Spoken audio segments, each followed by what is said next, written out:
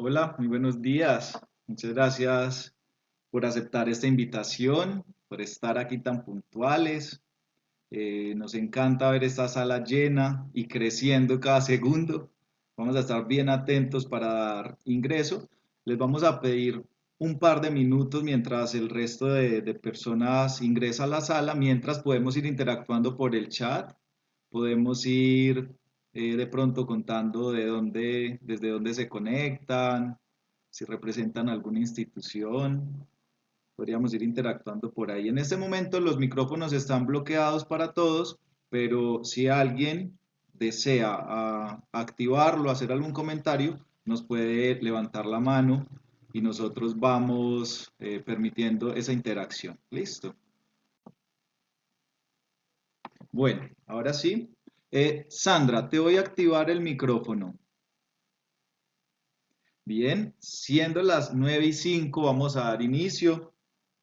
Eh, Reitero el agradecimiento por estar aquí conectados. Eh, Qué rico que estos temas sean de interés para tantas personas, de tantos lugares, para Unilasallista Corporación Universitaria, para La Salle Argentina. Es un gusto tenerlos aquí, que podamos conversar, que podamos hacer comunidad, que podamos crecer juntos, en este caso hablando de educación inclusiva, ¿cierto? Me voy a presentar, mi nombre es Leandro Ceballos, soy licenciado en Educación Especial y soy docente de Unilasallista, de la licenciatura en Educación Infantil. Le voy a dar la palabra a Sabrina, que se presente. Muy bien, bueno, buenos días para todos, para todas. Mi nombre es Sabrina Larsen, soy licenciada en Ciencia Política, pero también profe. Me he dedicado casi toda la vida para estar dentro de una escuela y aquí estoy ahora trabajando para Fundación La Salle Argentina y compartiendo muy gustosamente esta mañana con ustedes. Genial, muchas gracias Sabrina por acompañarnos, por tu disposición para compartir también tu experiencia y todo lo que se vive desde Argentina en temas de educación inclusiva. Y le doy la palabra a Sergio Andrés Manco, que es el jefe de los programas de educación de la Corporación Universitaria. Buenos días para todos y para todas, esperando que estén muy bien. Yo me uno un poco también a las palabras de Sabrina y de Leandro. Nos agrada bastante que el día de hoy se hayan unido al inicio de este curso sobre educación, infancia y diversidad. Un curso que hacemos con todo el cariño y el amor del mundo entre la Fundación La Salle Argentina y Unilasallista Corporación Universitaria, especialmente de los programas de educación, esperando que lo disfruten, esperando que este espacio siga siendo a través de esta herramienta virtual un espacio de encuentro en el cual podamos seguir pensando, en el cual podamos seguir reflexionando, en el cual podamos seguir conversando, digámoslo de esa manera, al respecto de un tema, de un tema que es como la excusa para encontrarnos el día de hoy tantas personas acá reunidas, ¿sí? Y en ese sentido, pues el llamado es a que participemos en este primer encuentro, recordar que el curso tiene 3 encuentros, este es uno de los 3, pero el día jueves a las 5 de la tarde será el otro encuentro de 5 a 7 y cerraremos el próximo sábado en la misma hora en que nos reunimos hoy de 9 a 11 con el tercer encuentro, ¿sí? Es todo un gusto entonces poder desarrollar este curso, como les digo, en una buena hermandad que tenemos con nuestros hermanos de Argentina, la Fundación La Salle Argentina, y esperamos pues que se lo disfruten de la mejor manera. No siendo más, pues le damos la palabra a Sabrina y a Leandro para que puedan iniciar. Feliz día. Muchas gracias, Sergio. Bueno, qué rico. 340 personas y sumando. Seguimos dando ingresos. Nos agrada un montón que esa cifra crezca. Les vamos a contar otra vez cómo va a funcionar la dinámica para que estén como en sintonía. En este momento, como somos tantas personas en sala, los micrófonos están bloqueados para todos. Vamos a estar interactuando por el chat, pero si alguien desea hablar, desea activar micrófono, nos levanta la mano y nosotros con gusto activamos, pues les enviamos solicitud para que activen micrófono, listo. No se sientan limitados desde allí, nos van levantando la mano y podrán interactuar si lo desean hacer desde allí. Por ahora quisiéramos empezar con una pregunta. Si alguien la quiere responder desde el micrófono, nos levanta la mano. Daremos, si muchas manos aparecen, algunos serán los elegidos. Ojalá podamos escucharlos a todos, pero bueno, sabemos que por el tiempo debemos hacer que fluya. Tenemos algunas preguntas eh, para ir conversando y ir haciendo la introducción en este tema que nos convoca hoy, que es la educación inclusiva, que es la diversidad.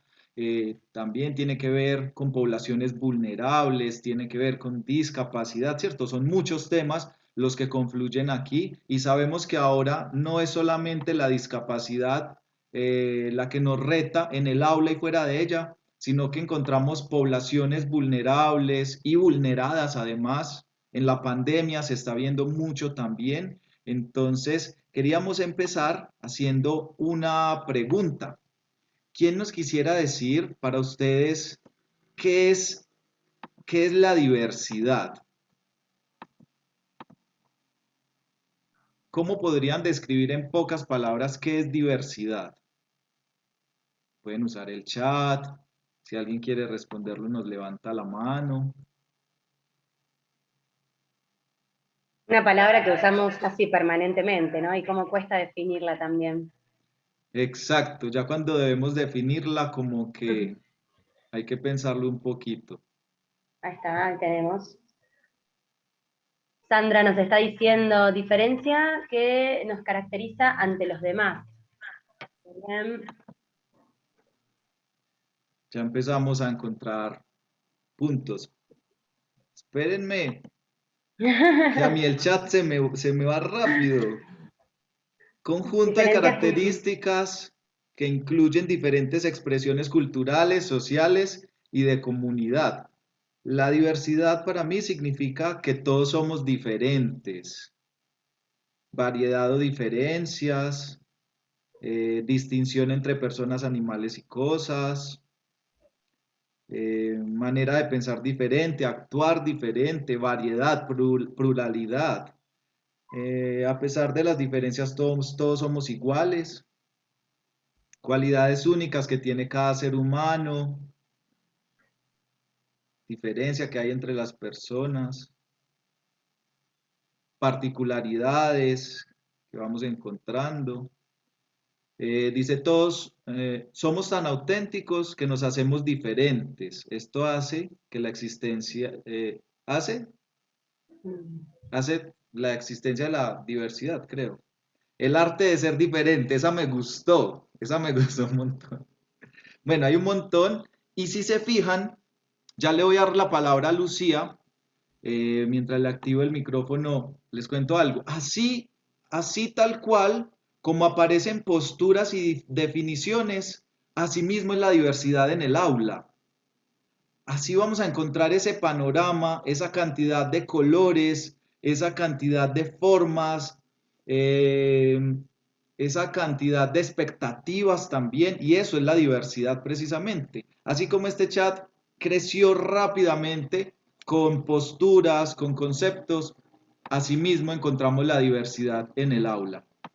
Lucía Rondón, te estoy enviando solicitud para que actives el micrófono y nos cuentes.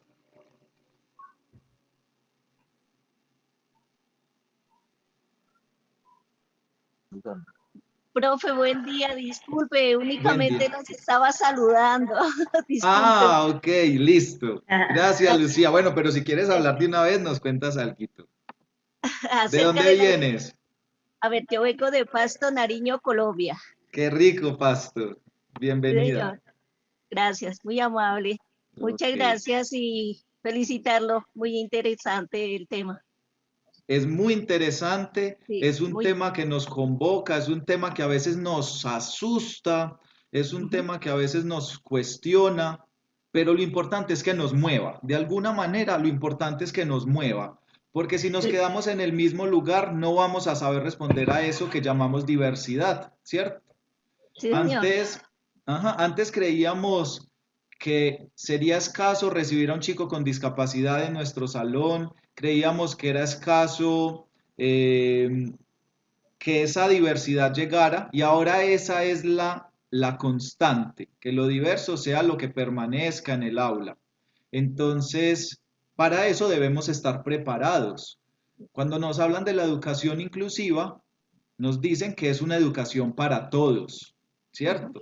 Entonces acá no podríamos pensar en que estamos educando a una o a otra persona, sino a todos, ¿cierto? Y allí Sí. pensamos también en ese niño que de pronto está en condición de frontera y que, y que está en un ambiente diferente. Y cuando hablamos de condición de frontera también, no necesariamente por desplazamiento, también ese chico que viene de otro país, que aún no domina el español y que se siente perdido, ese chico, para ese chico también es la educación para todos. Entonces, fíjense que tenemos que abrir nuestro panorama, eh, abrir nuestro espectro sobre esto que es la diversidad. Y ahí va otra pregunta, y me gustaría, bueno, Gloria Galvis acaba de levantar la mano, le voy a activar el micrófono. Ya puedes acceder. Buenos días, Hola, buen día. Día. Medellín, Colombia. Bienvenidísima.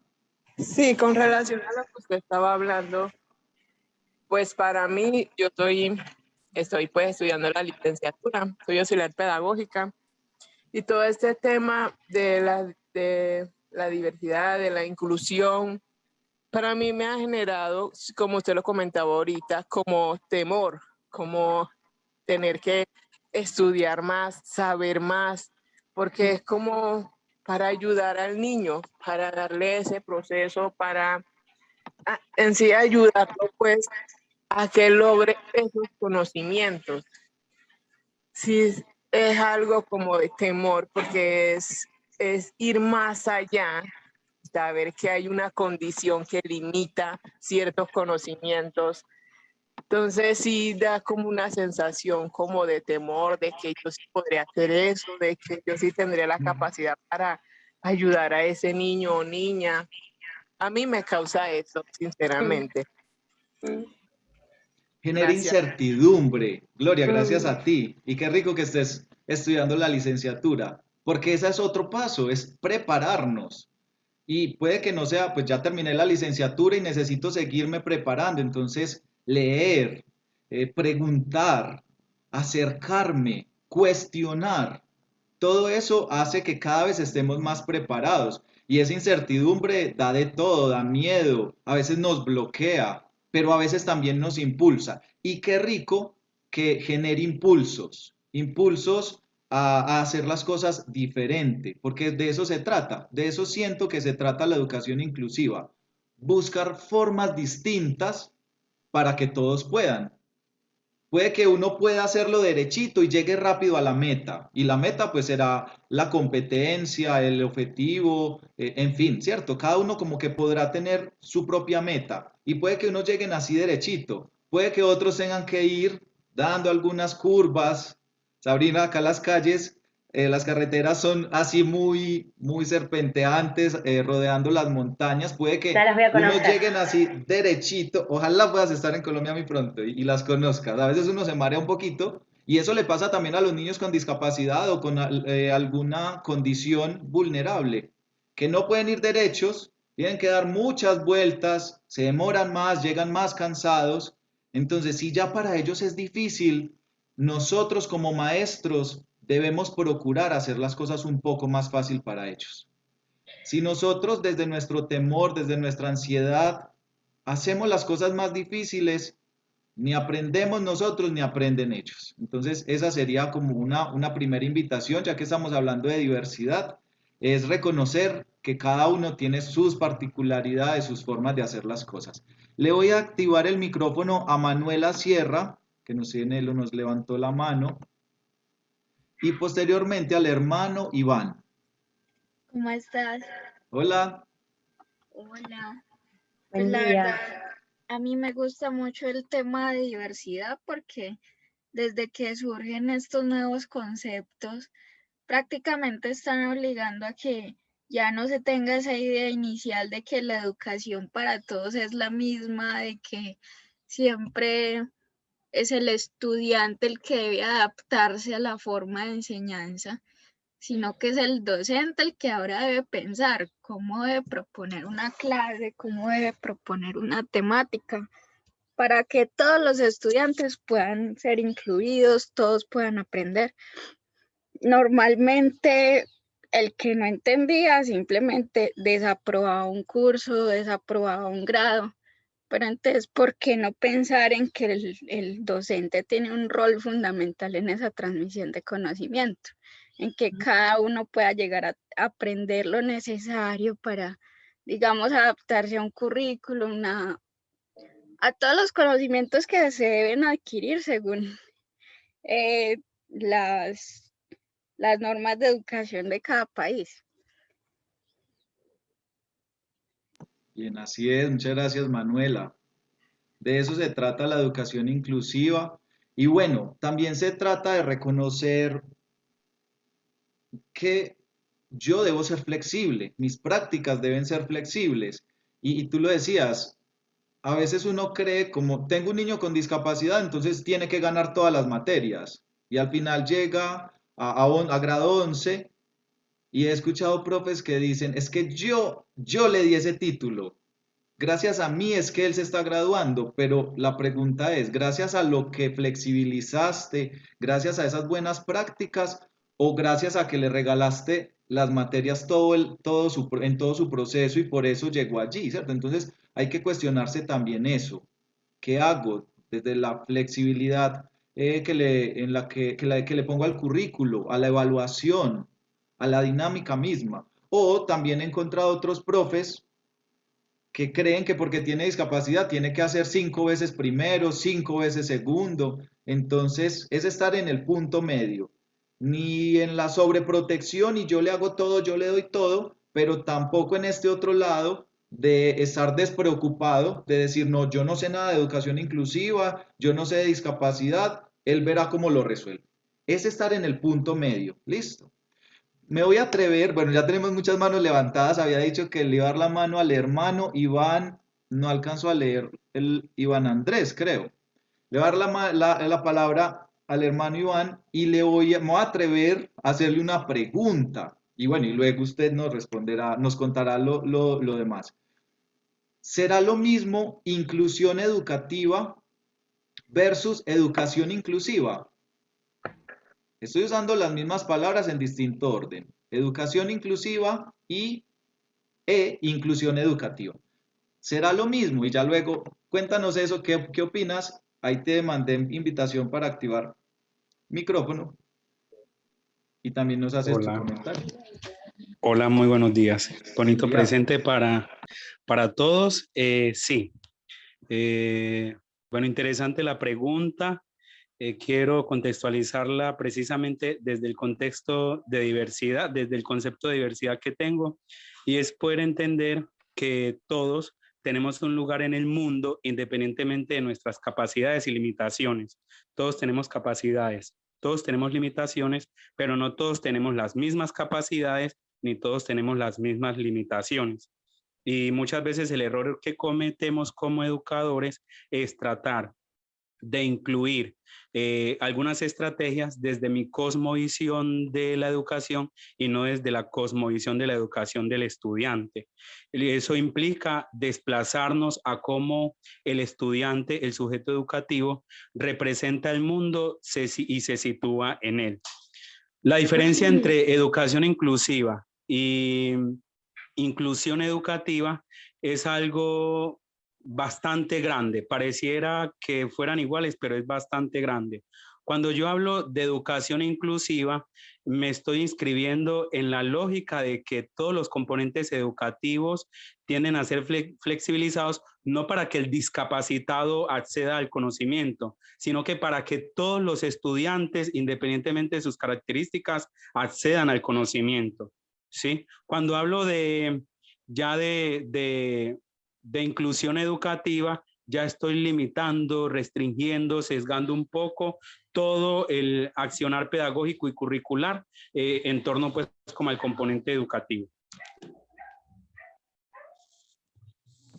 Muchas gracias por esos aportes. Bueno, incluso aquí en el chat ya nos están dando también sus aportes. Qué pena con todas las manos levantadas, posiblemente no los alcanzaremos a escuchar a todos, eh, pero bueno, en la medida en que avancemos vamos escuchando diferentes voces. Bueno, esto es un punto de partida y siento que podrá ser incluso el lugar de llegada de este primer encuentro y para los que se aventuren a hacer el diplomado en educación inclusiva, también allí lo vamos a estar viviendo. Es muy diferente hablar de inclusión educativa, es un término que se usaba hasta hace un tiempo. Es como, de fondo es como que seguimos pensando en hacerle el favor a otro de tenerlo aquí con nosotros, ¿cierto? Y pensamos cuando decimos inclusión educativa es, te recibimos y te tenemos aquí, pero casi que el resto sigue igual, sin moverse, sin flexibilizarse. El nuevo término, por lo menos en Colombia, está, digamos que muy trabajado, muy abordado, es ese, educación inclusiva. Y fíjense que son las mismas palabras, diferente orden, pero cuando hablamos de educación inclusiva, decimos que lo que se transforma es la escuela. Lo que se transforma es el contexto, lo que se transforma son las prácticas para dar paso a esas diversidades, desde el derecho, desde el respeto, desde ese reconocimiento de la diferencia. Entonces, la invitación primero es esa, que sigamos hablando de educación inclusiva, educación para todos. Y puede que sea pequeño ese cambio de palabras, pero desde el lenguaje también podemos dar peso a las acciones. Eso da paso para empezar a transformar los contextos y las realidades. Voy a darle la palabra a María Sofía. Manuela ya habló hace un ratico, le voy a bajar la mano. María Sofía y continuamos con el desarrollo del curso.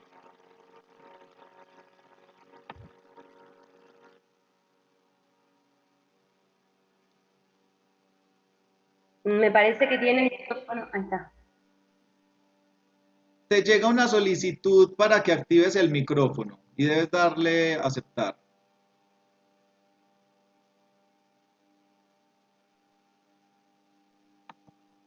Bueno, ahora sí. Ahora sí. Creo que ahora sí. Es que el computador está un poquito lento, qué pena. Bueno, buenos días. Primero quiero darle las gracias pues por esta invitación, porque yo creo que este tema que estamos trabajando es muy importante para todos los agentes educativos, para todos los maestros de todas partes del mundo, ¿cierto?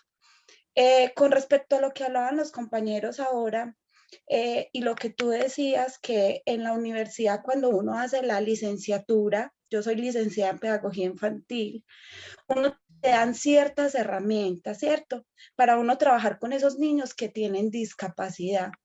Pero al momento de uno enfrentarse al contexto, a los niños, a estar con ellos todo el tiempo, esas herramientas hay veces no funcionan, ¿cierto? Porque es más desde lo emocional, desde lo personal, de darle a ese niño ese valor agregado de nosotros mismos, de poder entender y comprender que son personas que tienen otras habilidades que nosotros podemos potencializar. Quería compartirles un caso. Cuando yo terminé mi licenciatura, estuve un tiempo en el área de bebés acompañando a la Fundación Jimena Rico Llano. Y había una niña con síndrome de Down. Y yo me cuestionaba mucho porque yo veía que las docentes pasaban, todas pasaban por ese lugar de bebés, pero no hacían como nada por Isabela. Entonces yo decía, no, yo quiero como marcar esa diferencia, ¿cierto? Con esa niña, quiero que ella logre cosas muy bonitas y positivas. Y empecé a hacer hidroterapia con ella, empecé a consultar, a buscar nuevas herramientas, nuevas cosas para lograr que ella pudiera como por lo menos sentarse, comer sola, empezar a caminar, ¿cierto? Y se logró, fue un paso muy bonito. Entonces yo digo que somos nosotros los docentes quienes excluimos a los niños, más los mismos niños nos excluyen entre ellos mismos, porque en el aula, ay, ¿sí me escuchan? Sí, te estamos Hola. escuchando. Estamos ¿Sí me están escuchando? Sí. Ah, bueno. En el aula, si uno se pone a observar los niños en primera infancia, uno puede notar que los niños socializan entre ellos mismos sin excluir a los otros niños, ¿cierto? A pesar de las diferencias. Entonces yo creo que eso está más en los adultos, más no en los niños. Nosotros somos nosotros los que tenemos que cambiar ese chip. Así Muchas es. gracias. Así es, lo decíamos hace un ratico, es buscar otras formas, ¿cierto? Otras formas para que todos puedan. Y puede que uno pueda ser ingeniero, que uno pueda ser médico, pero necesitamos que otro pueda caminar, necesitamos que otro aprenda a escribir su nombre, necesitamos que otro aprenda a interactuar con sus compañeros, cada uno necesita cosas distintas. Entonces, créanme que aquí no vamos a encontrar recetas mágicas, aquí no vamos a encontrar, no nos van a dar una varita mágica y vamos a transformar todo, no.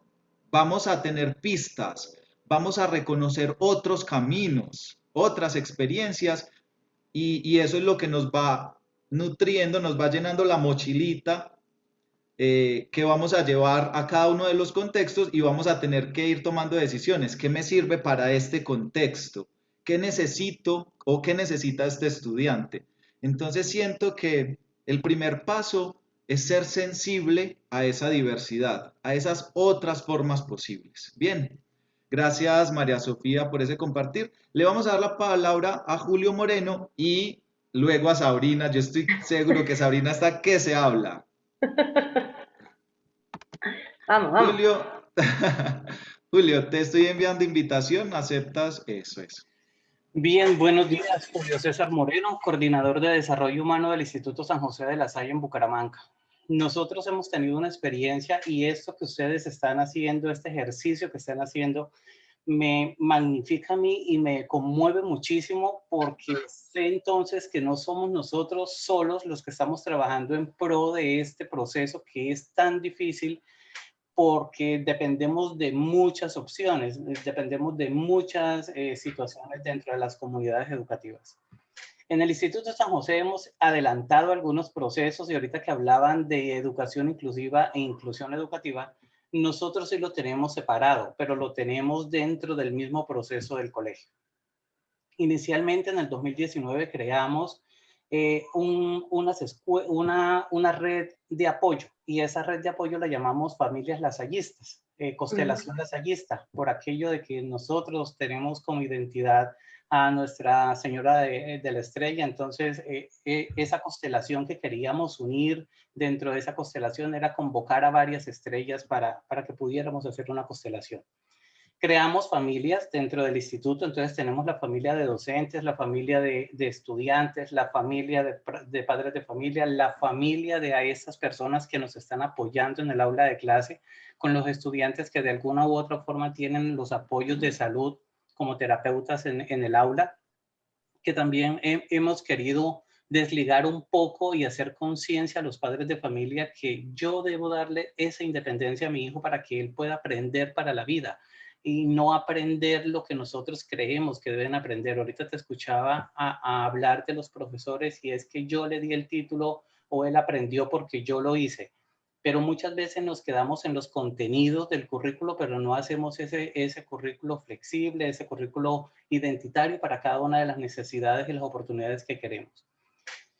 A partir de esa creación de las familias, de esa red de apoyo que construimos en familias, cada uno de nosotros aportamos y decidimos dentro del Instituto San José que nosotros tenemos un proceso de educación inclusiva que tiene que ver más con la metodología, con la práctica, con el quehacer, con la evaluación de mi quehacer dentro de los procesos, no necesariamente con los estudiantes con discapacidad, sino con todos aquellos que de alguna forma tienen barreras para su participación dentro de los procesos educativos y cómo yo, dentro de mi quehacer como docente o mi quehacer como directivo docente o mi quehacer como servicios esenciales, estoy aportando para que él se sienta en equidad de participación con el resto de sus compañeros.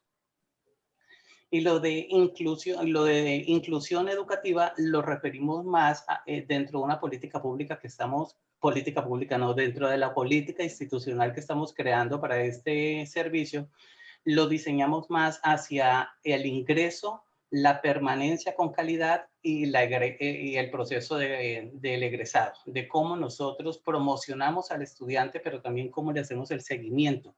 Saber si esto que nosotros hicimos, toda la información que nosotros creamos en esta historia escolar y que la compartimos a los procesos de educación superior o tecnológica o técnica, está funcionando con el quehacer del estudiante ya en un contexto totalmente diferente.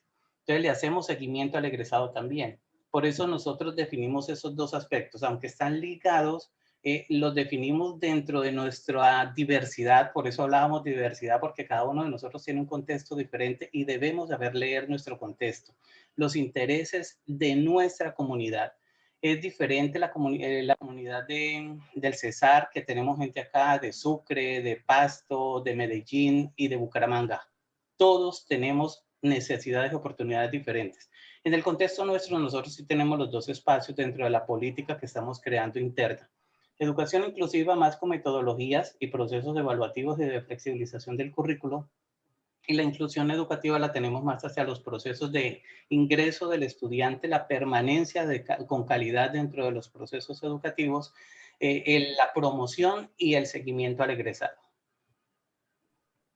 Gracias, Julio, por compartir esa experiencia. Qué rico ver, confirmar que La Salle en el mundo acompaña la diversidad. Es nuestra misión desde que fue fundada La Salle, hace más de 300 años, reconocer esas diversidades y acompañarlas. Qué rico eso. Y bueno, mencionas cosas bien importantes. Cuando hablamos de educación inclusiva, debemos hablar de esto, de transformar prácticas, políticas y culturas. Eso siempre debe estar en nuestro panorama. Empezamos por transformar prácticas, pero esas prácticas deben estar respaldadas por ese acompañamiento institucional desde las políticas, institucional cuando hablamos en nuestro núcleo, pero también desde el ente territorial, desde las directivas ministeriales. Y cuando logramos transformar prácticas y políticas, llegamos a una educación inclusiva cuando reconocemos que ya está instaurado, que ya se naturalizó el proceso, que ya no hay que fingir al principio como que lo sentimos forzado, como que nos cuesta, ¿cómo es que le digo? Discapacitado, cieguito, ¿cierto? Al principio como que nos cuesta la interacción, ¿cómo le digo? ¿Cómo le hablo? Y después nos damos cuenta que es más natural de lo que creemos. Y ya después no lo hay que pensarlo y ya sabemos que el término correcto es persona con discapacidad, niño con síndrome de Down. Ya después no escuchamos a las profes decir, es que en mi salón hay un Down. ¿Cómo así que un Down? ¿Cierto? Entonces, partir del respeto desde el lenguaje, reconocer esa diferencia, ya lo hacemos más natural y cuando es más natural, cuando es más tranquilo, cuando ya no sentimos tanto temor, ya sabemos que se instauró en las políticas también. Y cuando está en las prácticas, las políticas y las culturas es cuando hablamos de una real educación inclusiva. Y no está mal estar apenas en las prácticas, no está mal lucharle al tema de las políticas, es caminar hacia ese proceso. Entonces, qué rico que desde La Salle, en Bucaramanga dijiste, ¿cierto? Sí, Bucaramanga. Qué rico que, desde Bucaramanga y desde todos los lugares del mundo estemos pensándonos este tema de la educación inclusiva. Qué rico, estaba leyendo el chat, una profe dice, se trata de tener empatía, y eso me gustó un montón, porque de eso se trata, es de ser sensible a la realidad del otro. Estaba leyendo algunas experiencias, es fantástico reconocer cómo los maestros aprenden cuando llega por primera vez un niño con discapacidad al aula, ¿cierto? Y cuando ese niño es el que le enseña a uno. Y uno dice, pero ¿yo qué hago? Y es el mismo niño el que le enseña a uno qué hacer y cómo hacerlo. Julio también mencionaba el tema de las familias, es fundamental hacer comunidad. No es el profe el que tiene la carga solo en este proceso, sino que primero se requiere el acompañamiento de las personas vulnerables, de las personas con discapacidad. Ellos mismos lo dicen, nada sobre nosotros sin nosotros. Entonces, que ellos preguntarle qué necesita, qué quiere, cómo puede hacerlo. Entonces, primero pensar en las personas, luego buscar el acompañamiento de las familias y luego buscar esta comunidad que estamos también creando nosotros en este momento. Vamos entonces a compartir un video que será la excusa para ¿Me seguir permitís hablando. un segundo? Ah, bueno, Un segundito antes del quisiera video. agregar. Dale, Sí, claro que sí. porque ya me estoy así, estoy contenta. Bueno, resulta lo siguiente, estaba escuchándolos y escuchándolas y leyéndolas, y pensaba cómo cuesta nombrar. O esto último, trayendo lo último que dijiste, Leandro, pero no como algo malo, me imagino como algo súper enriquecedor que estemos discutiendo cómo nombrar algo que nos interpela, que nos tensiona, que nos pone en un lugar incómodo para poder seguir. Las primeras afirmaciones en relación a tu primera pregunta, que fue qué es la diversidad, tenían que ver con palabras como la diferencia, la distinción, lo distinto, y parecían como enunciados como más estancos, ¿sí? Descriptivos. Es lo diferente y está ahí, es lo distinto y está ahí, no importa cuál sea la palabra que usemos como sinónimo a lo diverso. Y después empezaron a aparecer otras afirmaciones a partir de las anécdotas que tenían que ver con una afirmación mucho más desde el movimiento, ¿no? Entonces, ¿es solo una descripción la diversidad o además es una declaración de lo que yo quiero hacer? Las palabras, y nos cuesta tanto decirlas, o encontrarlas, porque las palabras tienen una capacidad performativa muy importante, que es muy intrínseca. Cómo nombramos nos invita a actuar de determinada manera, y entonces no es lo mismo nombrar de una manera que de otra. No importa el vocablo, no importa la cantidad de letras y cómo las unimos, lo que importa son los sentidos que esconde esa palabra y a qué nos está invitando. Esa capacidad performativa del lenguaje es clave para distinguir cualquier pregunta que nos hacemos a nivel pedagógico, didáctico, pero también a nivel social. No da igual qué decimos cuando decimos familia, qué nos estamos imaginando como cultura, porque eso nos invita a actuar de una determinada manera. No da igual qué decimos o qué entendemos cuando decimos infancias, porque eso también nos invita a intervenir en la realidad de una manera diferente. Bueno, después hacia el final creo que fue, si no digo bien el nombre, disculpas, creo que fue Ilva, que dijo llamarlo por su nombre. Eso también invita a otra cosa diferente. Abre un universo de posibilidades y potencialidades distintas. Solo quería decir eso chiquitito para agregar a todo lo que ya se venía discutiendo de la introducción. Vamos al video. Eso no es chiquitico, eso es potente, eso es transformador. Soltar esa responsabilidad porque nos angustia mucho. Y justo cuando empecé a mencionar el tema, el chat volvió y se activó, ¿cierto? Nos cuesta a veces porque no sabemos cómo interactuar con el otro. Y lo más tranquilo es eso, llámelo por su nombre. Entonces uno empieza como el cieguito, el sordito, esos diminutivos como que de fondo muestran cierta lástima, como pesar por el otro. Entonces, totalmente de acuerdo. Lo ideal es llamar por su nombre. Si no sabemos el nombre, la Convención Internacional de Derechos de Personas con Discapacidad se pusieron de acuerdo y nos dicen, más de 100 países en el mundo se pusieron de acuerdo cuando firmaron la convención y dijeron, la forma correcta es decir persona con discapacidad. Es la forma más respetuosa, es darle ciudadanía al otro desde el lenguaje, porque si yo le digo el discapacitado, es como si eso lo representara, como si eso fuera lo único que lo hace ser, y como que lo violenta un poco, mientras que digo, es una persona como tú y como yo, pero tiene una discapacidad. Entonces la Convención Internacional y las leyes de Colombia, la ley estatutaria 1618, el decreto 1421, nos invitan a decir persona con discapacidad. Entonces, si no sé el nombre, le digo persona ciega, o en mi salón hay un niño, porque al decirle niño ya le doy ciudadanía, hay un niño con autismo. Es distinto decirle el autista de mi salón a decirle el niño con autismo. Entonces, como el tema generó como comentarios, lo estoy anticipando desde ya. Sara, ley estatutaria 1618, me está preguntando cuál ley. Ley 1618 es la ley de discapacidad en Colombia y el decreto 1421 es el decreto que reglamenta la educación inclusiva en Colombia. La ley nos dice qué hacer, en este caso la 1618, y el decreto 1421 nos dice cómo hacerlo. De eso vamos a estar hablando más adelante en el diplomado para que se animen hasta a inscribirse. Bueno, era un paréntesis chiquitico. Era un Les paréntesis muestro, si chiquitico. querés, si te parece, para presentarlo el video, no sé si se va a ver, pero les muestro el libro original. Es un video muy chiquitito, no llega a los 3 minutos si mi memoria no está fallando en este momento, pero es un libro que se llama Zoom, quizás muchos de ustedes lo han tenido en sus manos alguna vez. Es de István Banjay, que es un escritor que escribe para niños, niñas y niñas, y es muy bonito, no tiene texto, así que por eso lo invitamos a verlo en video, porque si yo se los muestro es muy aburrido, así que vamos con el video. Denme un segundo. Bueno, mientras se les me puedo ir perdió el contando. video. Mientras lo van viendo, quizás la invitación puede ser a ir pensando qué nos quiere transmitir el autor con esto que va pasando y dejarse sorprender. Es muy cortito, pero dejarse sorprender con la imagen que sigue, con lo que viene a continuación. Van a ver cómo la cabeza enseguida intenta interpretar lo que viene. Y nos juega malas pasadas.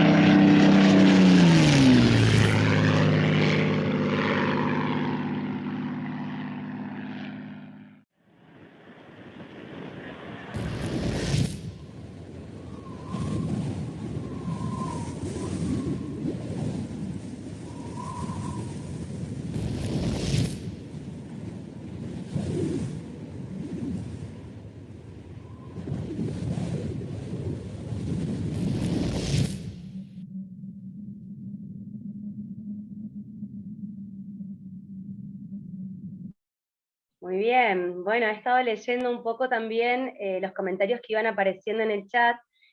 Voy a repetir el nombre, pero después, antes de que termine la clase, lo escribo, porque a veces masticar chicle y caminar se me complica, pero les escribo el nombre del autor para que lo tengan, para que lo sepan. Alguien me avisaba también que lo tenía el libro, sí, es Zoom. Además de reconocer la multiplicidad de puntos de vista, nos parecía importante empezar por una mirada un poco más desde afuera de esta tarea que nos invita a la educación hoy, que es pensar la educación inclusiva, y tiene que ver con desde dónde nos paramos, desde qué punto de vista nos paramos para pensar, para preguntarnos, para sentirnos interpelados e interpeladas, y para después accionar, poder renombrar esta invitación que sentimos de poder pensar la educación. Todo punto de vista es la vista desde un punto. Esa sería como la frase que siento que tiene que ver, ahí está el link, es la frase que siento que tiene que ver con poder pensar desde qué punto de vista nos vamos a parar. Eso es una decisión, eso no puede quedar librado al azar. Muchas veces estamos parados desde lugares que hemos aprendido y estamos reproduciendo sin saber que lo hacemos. Y eso viene de la mano de una responsabilidad muy grande, por eso nos cuesta tanto nombrar, porque cuando nombramos nos paramos desde un lugar. Entonces pensar o empezar a pensar en la educación inclusiva, desde dónde nos paramos, desde dónde deseamos pararnos, desde qué paradigma, desde qué teorías, desde qué prácticas, desde qué experiencias, desde qué deseos, desde qué horizontes nos estamos parando para mirar la realidad, queríamos que sea como la primer pata para poder empezar a pensar la educación inclusiva. Y la segunda apareció ya la han empezado a nombrar ustedes, que tiene que ver con un concepto que en las ciencias sociales se instaló hace algunos años ya, y que me parece importante sostenerlo, que tiene que ver con desnaturalizar.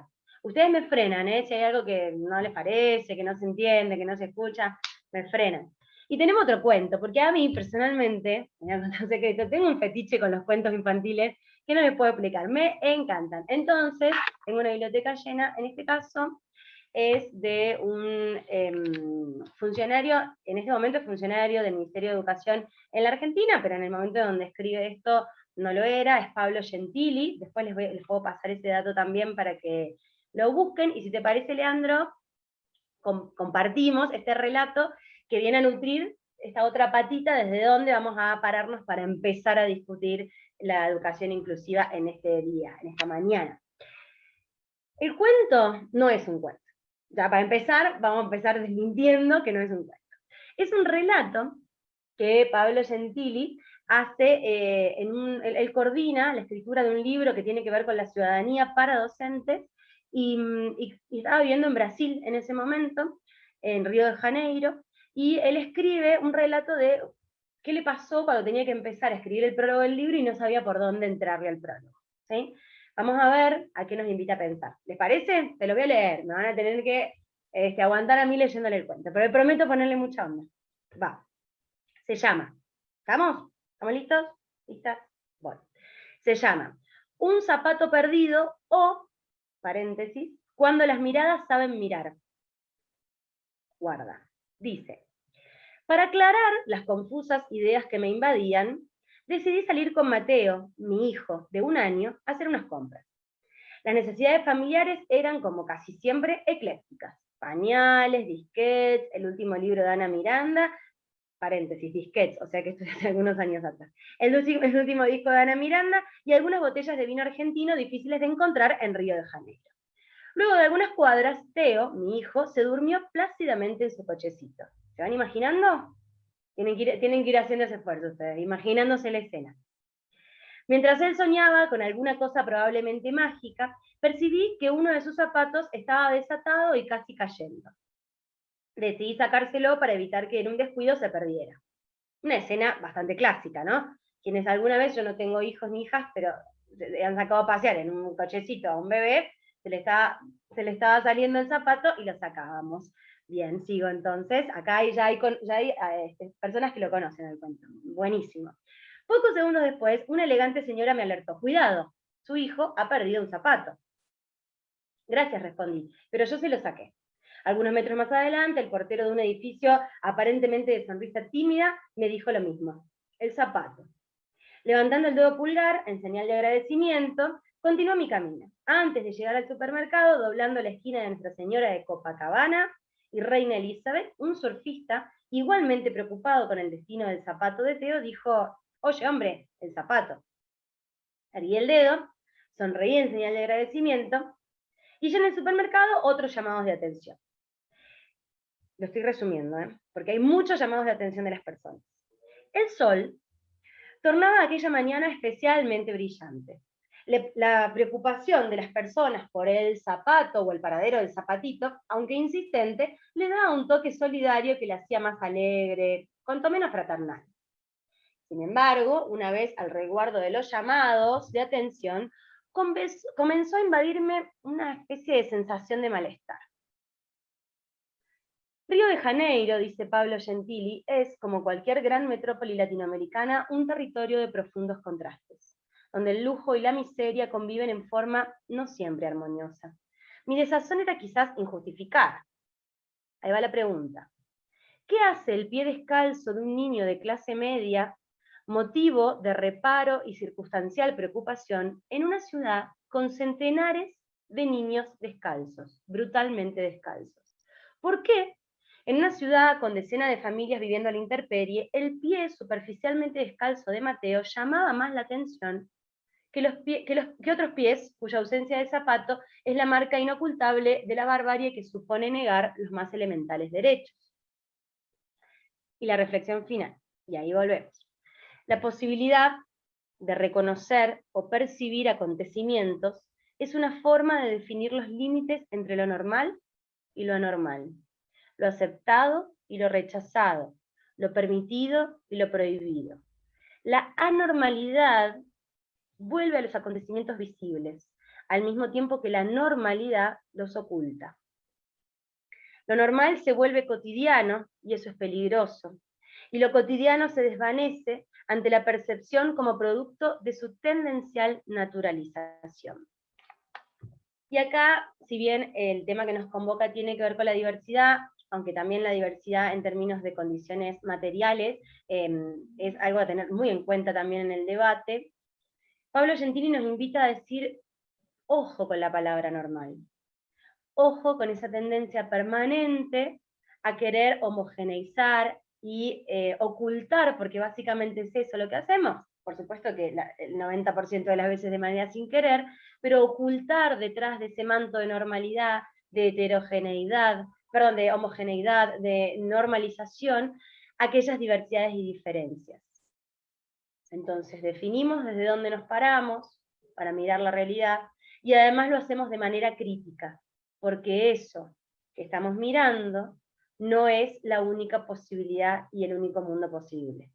Porque eso que pensamos que es lo natural, que creció de una planta y el sistema educativo se formó de una palmera, es una construcción sociohistórica, cultural, con intencionalidades políticas de fondo, que cumplió un rol en su momento, pero que hoy nos estamos dando cuenta que el llamado es otra cosa, que la diversidad nos está invitando a romper con esa normalidad, a romper con esa insistencia permanente que muchos de ustedes nombraban en el chat, de forzar un sistema que puede ser modificado a personas. ¿A dónde estamos poniendo el eje cuando hacemos eso? ¿A dónde estamos poniendo la energía?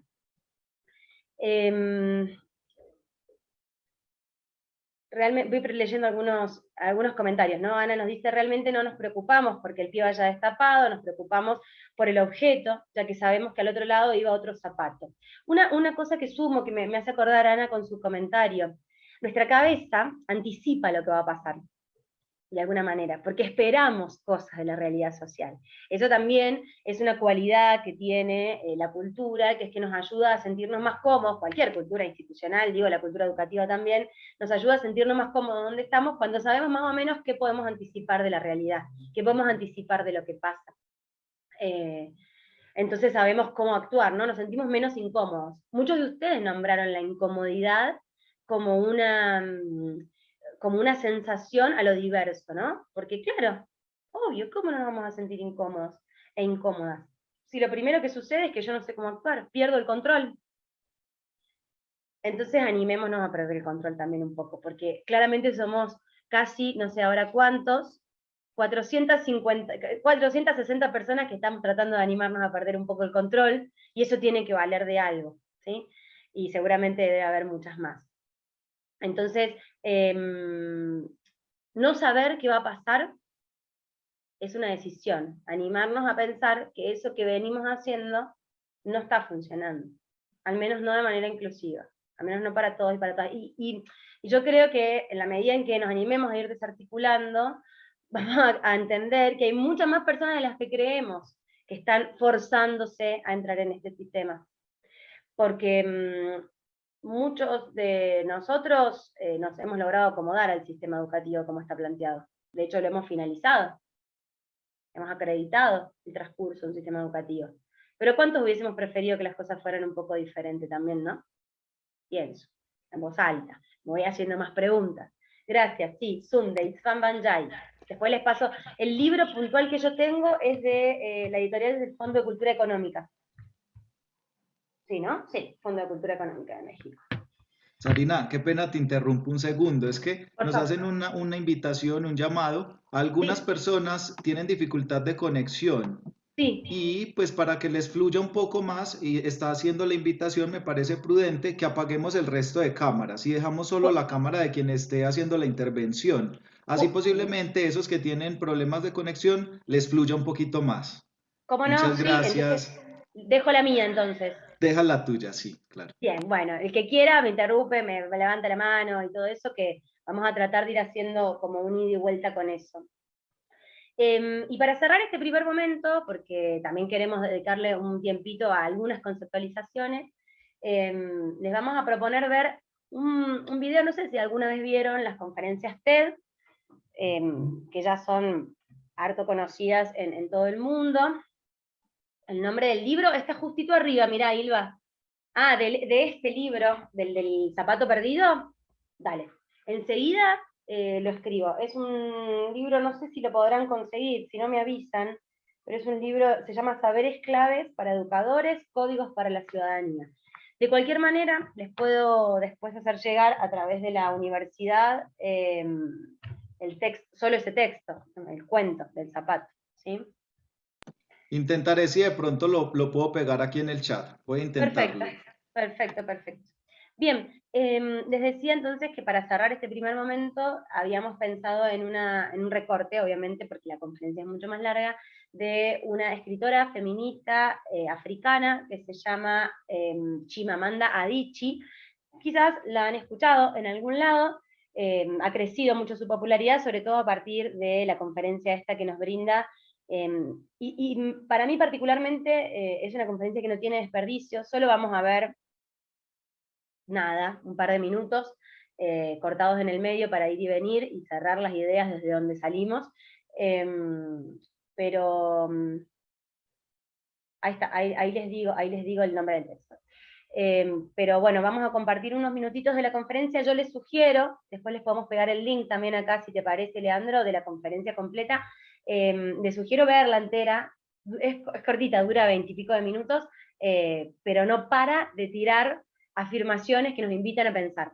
Se llama El peligro de una sola historia, El peligro de una sola historia, de Chimamanda Adichie. Después, en todo caso, les comparto también, seguro Leandro ya les va a pegar el link. Lo buscan en YouTube, está, hay 1000 traducciones. Y ya que nos está anticipando que es peligroso contar una sola historia, me parece que nos habla un poquito desde dónde la va a pensar. Así que si te parece, Leandro, vos tenés ahí eso, qué bien, qué coordinados. Chamos. Cuento historias y me gustaría contarles algunas historias personales sobre lo que llamo el peligro de una sola historia. Crecí en un campus universitario al este de Nigeria. Mi madre dice que comencé a leer a los 2 años. Creo que más bien fue a los 4 años a decir verdad. Fui una lectora precoz y lo que leía eran libros infantiles ingleses y estadounidenses. También fui una escritora precoz. Cuando comencé a escribir a los 7 años, cuentos a lápiz con ilustraciones de crayón que mi pobre madre tenía que leer. Escribí el mismo tipo de historias que leía. Todos mis personajes eran blancos y de ojos azules, que jugaban en la nieve, comían manzanas, hablaban mucho del clima. Qué lindo era cuando el sol había salido. Eso a pesar de que vivía en Nigeria y nunca había salido de Nigeria. No teníamos nieve, comíamos mango y nunca hablábamos sobre el clima porque no era necesario. Mis personajes bebían cerveza de jengibre porque los personajes de los libros que leía bebían cerveza de jengibre. No importaba que yo no supiera qué era. Muchos años después, sentí un gran deseo de probar la cerveza de jengibre, pero esa es otra historia. Creo que eso Bien, ahí vamos a demuestra hacer un primer... cuán vulnerable se ¿Llegaron los 3 minutos? Perdón, Leandro, te interrumpí, me parece. ¿Llegaron los 3 minutos? Ah, no, un poquito menos. Vamos, sigámosle. influenciables somos ante una historia, especialmente en nuestra infancia. Porque yo solo leía libros donde los personajes eran extranjeros.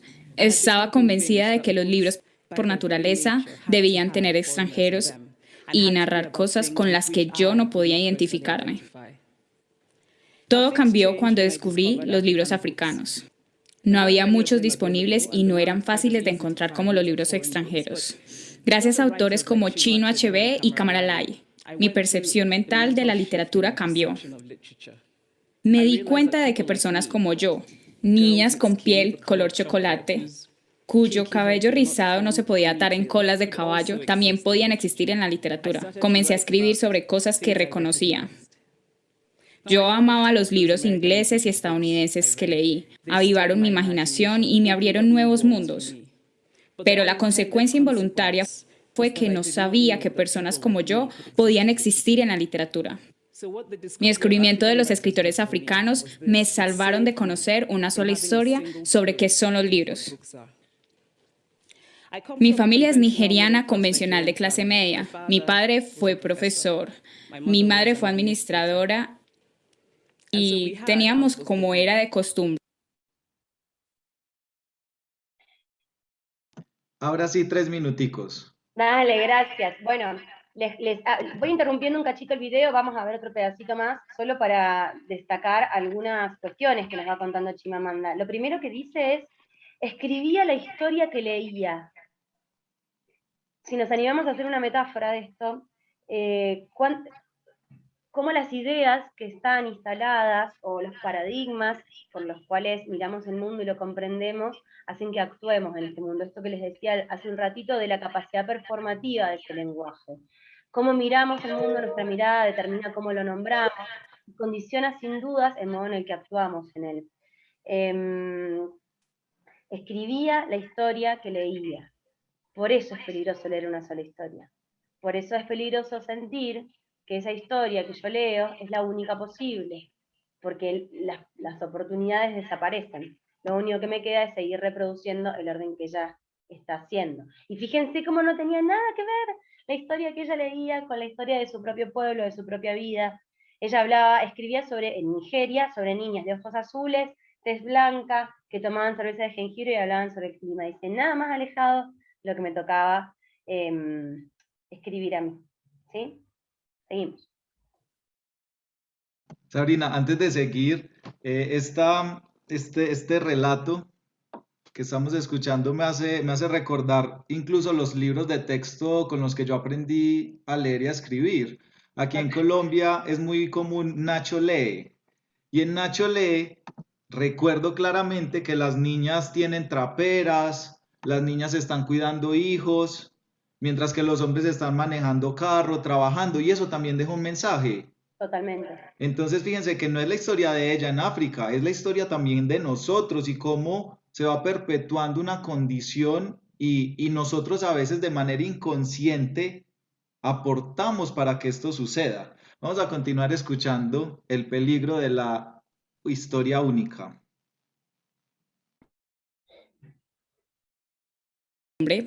Personal doméstico de pueblos cercanos. Cuando cumplí 8 años, un nuevo criado vino a su casa. Su nombre era Fide. Lo único que mi madre nos contaba de él era que su familia era muy pobre. Mi madre enviaba batatas y arroz y nuestra ropa vieja a su familia. Cuando no me acababa mi cena, mi madre decía, «Come, ¿no sabes que la familia de Fide no tiene nada?» Yo sentía gran lástima por la familia de Fide. Un sábado fuimos a visitarlo a su pueblo. Su madre nos mostró una bella cesta de rafia teñida hecha por su hermano. Estaba sorprendida, pues no creía que alguien de su familia pudiera hacer algo. Lo único que sabía es que eran muy pobres y era imposible verlos como algo más que pobres. Su pobreza era mi única historia sobre ellos. Años después pensé sobre esto cuando dejé Nigeria para ir a la universidad en Estados Unidos. Tenía 19 años. Había impactado a mi compañera de cuarto estadounidense. Preguntó dónde había aprendido a hablar inglés también y estaba confundida cuando le dije que en Nigeria el idioma oficial resultaba ser el inglés.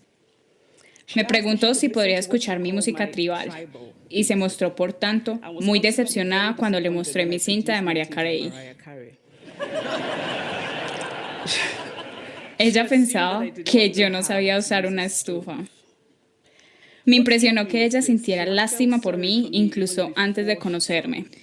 Su posición por omisión ante mí, como africana, se reducía a una lástima condescendiente. Mi compañera conocía una sola historia de África, una historia de catástrofe. En esta única historia no era posible que los africanos se parecieran a ella de ninguna forma. No había posibilidad de sentimientos más complejos que lástima. No había posibilidad de una conexión como iguales. Debo decir que antes de ir a Estados Unidos, yo no me identificaba como africana. Pero allá, cuando mencionaban a África, me hacían preguntas. No importaba que yo no supiera nada sobre países como Namibia. Sin embargo, llegué a abrazar esta nueva identidad y ahora pienso en mí misma como africana. Aunque aún me molesta cuando se refieren a África como un país. Un ejemplo reciente fue mi maravilloso vuelo desde Lagos hace 2 días, donde hicieron un anuncio durante el vuelo de Virgin sobre trabajos de caridad en India, África y otros países.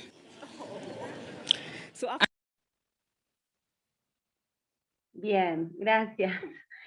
Bueno, otra historia única. Ella cuenta 2 anécdotas acá.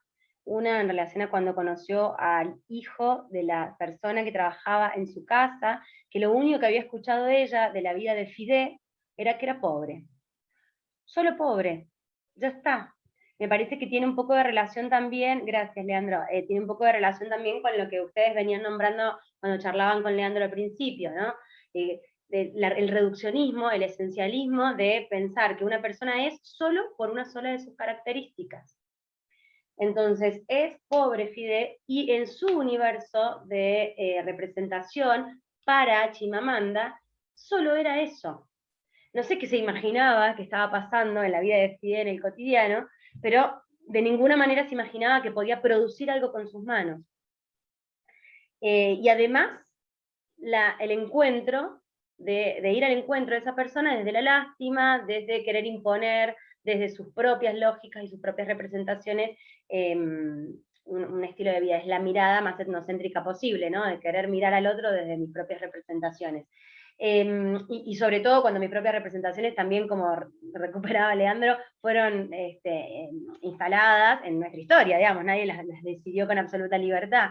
Y bueno, lo mismo con su compañera de Estados Unidos, que le pregunta cuál es la música tribal, y ella le contesta Mariah Carey, o sea, como occidentalizada absolutamente su cultura, porque además su país fue colonizado. Entonces, ampliar el relato histórico irrumpe en la comprensión de la realidad, este zoom que veíamos al principio, y nos permite enriquecer muchísimo la mirada, cuestionar lo que creíamos obvio y naturalizado, y emprender la aventura de transformar. ¿Qué les parece hasta acá? Genial, me gustó mucho la historia y pues no sé, voy a contar un poquito también mi experiencia porque ella hablaba de la lástima. Sentimos lástima cuando desconocemos una realidad, cuando invisibilizamos una realidad. Posiblemente hace muchos años, cuando yo no había empezado a estudiar educación especial, yo veía también a algunas personas con lástima, es probable, no lo recuerdo. Pero ahora tengo grandes amigos, tengo un amigo ciego que es abogado y ha viajado por el mundo representando a Colombia y dando cátedra desde allí, desde lo que sabe hacer, no desde su discapacidad, sino desde lo que sabe hacer, desde sus capacidades. Tengo amigos con discapacidad, excelentes deportistas, excelentes maestros. Entonces uno ahí empieza a reconocer que eso es algo muy subjetivo, ¿cierto? Como la lástima parte de algo que desconozco, pero cuando empiezo a conocer, como que me paro en las capacidades y ese también es una invitación. Cuando estoy en la escuela me debo parar es en las capacidades, porque si me paro en lo que el otro no puede hacer, va a ser más complejo para todos. Entonces es una invitación a la que también, a una conclusión a la que podemos llegar, pararnos desde allí, desde el reconocimiento de otras formas posibles, de la capacidad, y van a ver que esa lástima va desapareciendo poco a poco. Dale, Sabrina. Totalmente. Mirá, acá hay un montón de gente que está interviniendo. Bueno, muchas gracias por las repercusiones. Espectacular, espectacular reconocer este tipo de autores, excelente narración. Muchas gracias también por eso.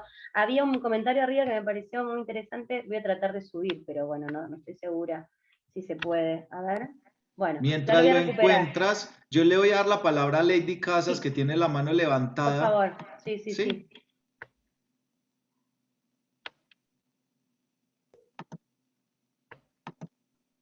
Lady, creo que ya tienes invitación ya. Hola, buenos días. Buen día. Buen día. Bueno, dos comentarios corticos para no extenderme mucho y seguirles dando pues como la palabra a ustedes. Inicialmente, cuando se hablaba en el tema anterior sobre la naturalización, pues como las situaciones de pobreza, ¿cierto? Yo no soy docente, yo soy trabajadora social, pero he tocado pues temas digámoslo, pedagógicas en las intervenciones que he hecho con los chicos y las chicas que he trabajado, ¿cierto? ¿Se me escucha aún? Sí, perfecto. Listo. Entonces, como trabajadora social, pues también ligado con ciertas nociones así pedagógicas, he identificado que el mismo sistema, cuando uno también ingresa a este ámbito laboral, las instituciones, no voy a decir que todas, pero algunas instituciones a las que uno llega, la carga laboral también, la complejidad de que se necesita más personal, pero el mismo sistema no lo permite en niveles de contratación. Yo creo que esos son factores que también influyen en que se haga ese tipo de naturalización, el recargo laboral del personal, que salimos con una muy buena voluntad de ayudar al otro, pues en mi condición de trabajadora social, y sé también que he trabajado con pedagogos y con licenciados, que ha sido como con esa constante, pero que el mismo sistema tiende a absorber. Entonces eso por un lado como contribuyendo con el tema de la naturalización de las condiciones de la población vulnerable, ¿cierto? Cómo se recarga el personal y eso inhibe de alguna manera que uno pueda hacer un trabajo de calidad como uno quisiera. Eso por un lado, y con lo otro que acabas de mencionar, me parece un aporte muy bonito, ese tema de que efectivamente uno empieza solamente a encasillar a las zonas con base a ciertos puntos generales. El africano, por ser africano, entonces inmediatamente uno ya lo relaciona con pobreza. La persona que está viviendo por acá, pues en el caso acá de Medellín, yo estoy en Medellín, Antioquia, de estar viviendo una comuna, entonces ya es pobre por ende, es un marginal y cosas así. Entonces, como uno tiene que darse la posibilidad de no solamente, como decían varios comentarios, no solo focalizarse en unas características de base como si fueran unas palabras claves, sino efectivamente darse la posibilidad de hacer una trascendencia. Yo he trabajado con población campesina en situaciones de muchísima vulnerabilidad y he dado con el placer y el gusto de conocer personas que son extremadamente inteligentes.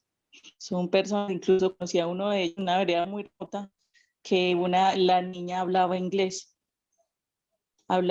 por lo poco que iba aprendiendo con el Duolingo y otro tipo de herramientas. Cada vez que bajaba del pueblo se focalizaba en eso y empezó a potencializar mucho ese tipo de habilidades. Entonces me parece muy, muy importante lo que están aportando. Aunque no soy licenciada, creo que esta charla me está nutriendo bastante desde este punto de vista. Muchísimas gracias. A vos, Lady, muchas gracias. Coincido totalmente respecto de la observación que haces sobre las condiciones laborales de quienes trabajamos en los ámbitos sociales también, porque después ese es otro tema enorme para hablar, ¿no? Pero cuáles son las demandas que se le hacen al sistema educativo o a los sistemas de educación no formal, como puede ser aquellos a los que vos accedés como trabajadora social. Y después esta cuestión de nombrar y reducir a una sola cosa a las personas, incluso, fíjense la importancia de las palabras, esto lo pensaba mientras hablaba Lady, y lo digo en voz alta así sin mucho pensar, así que bueno, suerte. No, digo que hasta el modo en el que escribimos las consignas de trabajo no son invitaciones, son órdenes. Resumí, redactá, no sé cómo es allí, pienso, creo que tengo algunas coterráneas participando de este Zoom, podrían reforzar o no lo que estoy diciendo, pero sí, aquí es muy importante el verbo, la consigna, ese es el hacer, lo que está invitando a hacer el estudiante, ¿no? Y en muchos casos es leer, resumí, y las palabras tampoco tienen una invitación ahí a ver si tengo ganas, quiero acceder de esta manera al texto, puedo acceder de otra manera, bueno, nada. Les dije que era sin pensarlo mucho, lo tiré ahí al aire. ¿Qué te parece? Este chat está increíble. Estoy Ay, bueno, aprendiendo dale, también un montón. Los aportes de todos. Qué rico, Lady, que no sea profe. Es que no todos tenemos que ser profes y la educación inclusiva no es solo para profes, es para todos y es de todos. Y eso es un mensaje bien potente que debe quedar aquí. Todos estamos involucrados en esto de la educación inclusiva, de los procesos inclusivos. Me pareció lindo un mensaje que decían. La mejor forma de aprender es estar en contacto con personas con discapacidad. Ellos nos enseñan increíblemente. Y me ha servido mucho una pregunta que salva situaciones. Preguntar qué necesitas o qué quieres. Ya eso me va dando la tranquilidad de saber qué debo hacer. Entonces, no, este chat está increíble. Ojalá se desatrasen y lean todos los comentarios, que está bien interesante. Le vamos a dar la palabra a Estefanía y continuamos, Sabrina. Bueno. Sí, cómo no. Bueno, hola, buenos días a todos. Hola, Estefanía. Estoy desde Bogotá, estoy súper emocionada escuchándolos. Hoy tengo 1000 cosas por hacer, pero me detuve a atender esto porque soy educadora, soy licenciada en pedagogía infantil y cuántas cosas vemos a diario en nuestras escuelas y con nuestros chicos, ¿no? Y tengo muchas cosas por decir, podría de pronto quitarles el tiempo que ustedes tienen, pero quiero sentarme en varias cosas. La primera, hay aspectos que a veces los docentes empezamos a tomar por ser docentes. Empezamos a oír, pero no escuchar, a ver, pero no observar. Y son cosas tan diferentes que a veces no nos centramos en lo que es más importante en el niño, que es lo emocional. Cuando nosotros empezamos a ver la discapacidad, y discúlpenme lo que voy a decir, pero para mí no es una discapacidad, es una divercapacidad. Somos diferentes, diversos. Entonces, cuando, por ejemplo, pienso en un niño Asperger, él no tiene ninguna discapacidad, simplemente tiene capacidades diferentes que le hacen ver el contexto y la vida y su educación de una forma diferente. Yo he tenido la oportunidad de estar con este tipo de chicos Asperger y a mí me ha llamado mucho la atención su inteligencia, su nivel de análisis, cosa que posiblemente esa capacidad yo no la tengo tan profunda, ¿sí? Entonces, eso para mí es una divercapacidad. Un niño con síndrome de Down llega a lo mismo, ¿no? De pronto no habla igual que yo, no es tan expresivo igual que yo, no maneja la lingüística igual que yo, pero él tiene un tema de escucharme, de prestar atención a lo que le llama, de hacer conexiones cerebrales de una forma diferente. Entonces yo considero que nosotros como docentes también deberíamos dejar a un lado, y bueno, docentes y todos los que estamos como a favor de crecer los chicos y los niños y los jóvenes, en ver capacidades diferentes y no decir como, no, tengo que hacer un currículo diferente porque él no puede. No, él sí puede diferente, puede con otras herramientas, puede con acompañamiento, puede en un tiempo diferente, pero puede, ¿sí? Entonces, a mí me llamó mucho la atención este video de esta chica africana porque a nosotros los colombianos nos pasa mucho y es que soñamos con este sueño americano, ¿no? Ir a Estados Unidos y qué tienen los americanos y qué diferencias tiene. Pues las diferencias posiblemente es el tono de la piel o el idioma, pero podemos contar con las mismas capacidades. Y para cerrar, lo que quiero decir es, un profe una vez me enseñó, mientras estaba estudiando, me decía, Estefanía, usted puede tener 40 años repetidos o 40 años de experiencia. Y esto quiere decir que cada año yo debo innovar con mis estudiantes. Si yo propongo las mismas guías año tras año, estoy repitiendo. Si yo hago cada año lo mismo, pues no estoy teniendo experiencia, no estoy teniendo ética profesional, no estoy ni siquiera engrandeciendo la educación de un niño, sino simplemente me estoy remontando a mi salario, ¿sí? Yo presento las guías que hice hace 500 años atrás, pues porque son bonitas y pues porque voy a perder mi tiempo, ¿no? En realidad considero que cada año debemos tener en cuenta que el grupo que recibamos debe tener un cambio diferente, así sean las mismas asignaturas que yo dicte, así sea las mismas condiciones o proyectos de aula, nosotros debemos cambiar cada año. Y es lo que en muchas ocasiones pasa con los docentes o con los que estamos a cargo de la educación. Repetimos porque es que ay, es mucho trabajo. Y no, creo que hoy quedé impactada con esta mujer negra, porque además de su tono hermoso, cómo nos enseña, ¿no? O sea, ¿qué diferente puede tener la música africana a la colombiana? Bueno, muchas diferencias, pero sigue siendo música.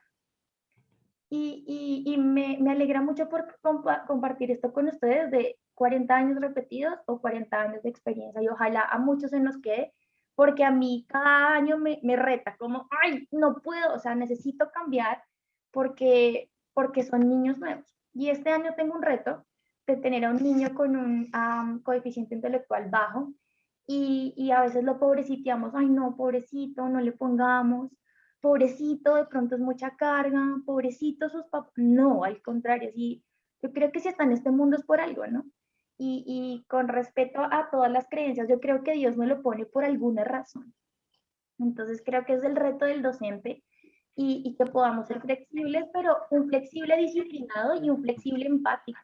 Creo que si nosotros como docentes no amamos a quienes están ahí con nosotros, pues simplemente estamos cumpliendo un horario laboral. Y era todo lo que quería decir. Y todo esto que dices es gigante. Gracias, Estefanía, por esos comentarios. Sueltas unos aportes que resumen lo que es la educación inclusiva. Esa flexibilidad debe ser respetuosa. Aquí empezamos a hablar de ajustes razonables. ¿Qué es lo que necesita cada estudiante? ¿Qué merece? ¿Qué quiere? ¿Cierto? Entonces, sueltas unos datos bien importantes y gracias por tu aporte. Y ahorita te excusabas por la forma como nombrar. Es que eso también es una decisión y una postura política y ética.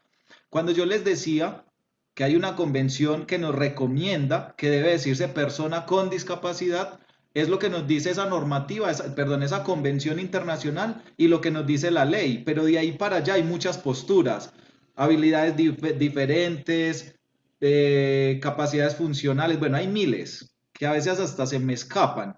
Hay muchas formas de nombrar y yo puedo sentar partido, pues tomar postura y decidir, no, es que para mí no es una discapacidad, es capacidad diferente. Entonces, bueno, ahí ya de pronto entraríamos a pensar, no es que todos tenemos capacidades diferentes, entonces lo que hacemos es que invisibilizamos. Bueno, Denis, justo acabo de ver tu comentario. Necesidades especiales es un término que hace mucho deja de usarse, el término de especial ya hace varios años en Colombia no se usa. Ahora no hablamos de necesidades especiales, sino de dificultades de aprendizaje.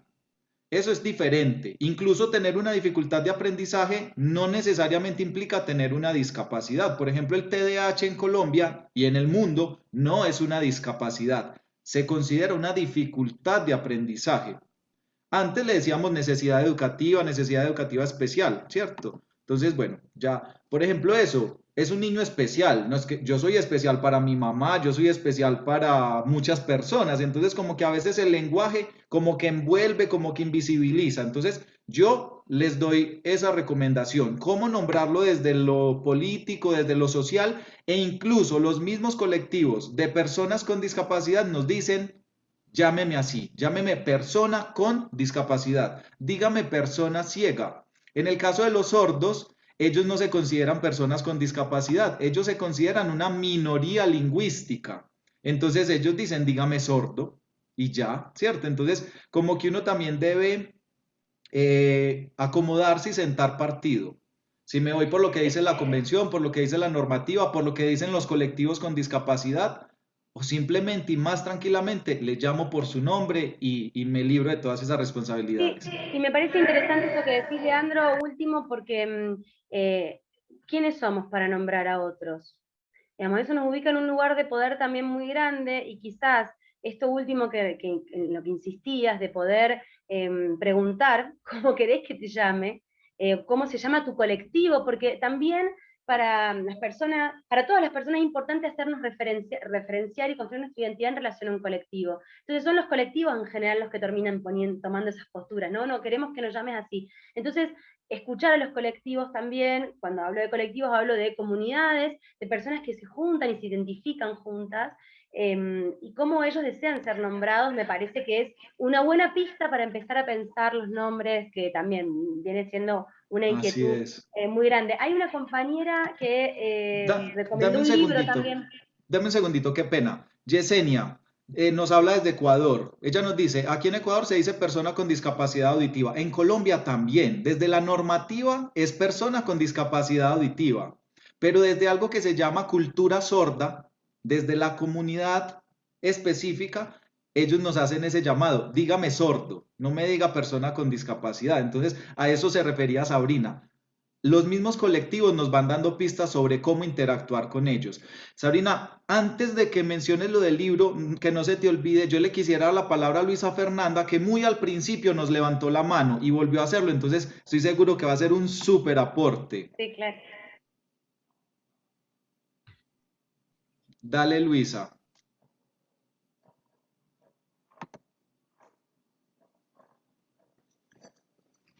Te envié solicitud ya. Hola, buenos días. Eso, ahora sí. Para todos, todas y todes. Mi nombre es Luisa Fernanda Pulido. Soy licenciada en Pedagogía Infantil. En este momento estoy ubicada en el municipio de Madrid, Cundinamarca, 50 minutos de Bogotá. Soy lideresa cundinamarquense, educadora y lideresa afrocolombiana.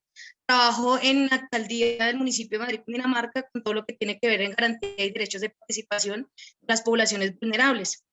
Lidero el proyecto de mujeres afrocolombianas, digamos que es mi enfoque, pero también acompaño todos los procesos con las mesas de participación, con discapacidad, adulto mayor, infancia, juventudes. Ahorita estamos incorporando otros grupos.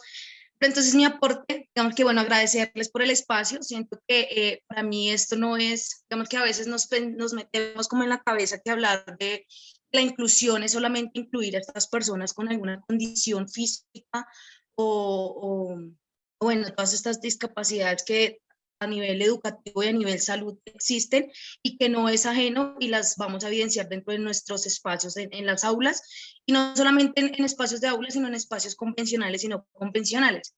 Pero más allá de ello me interesa un poco, y este video digamos que como que remueve toda mi historia, porque yo digamos que muy joven, yo tengo 27 años, pero yo inicié como licenciada muy joven.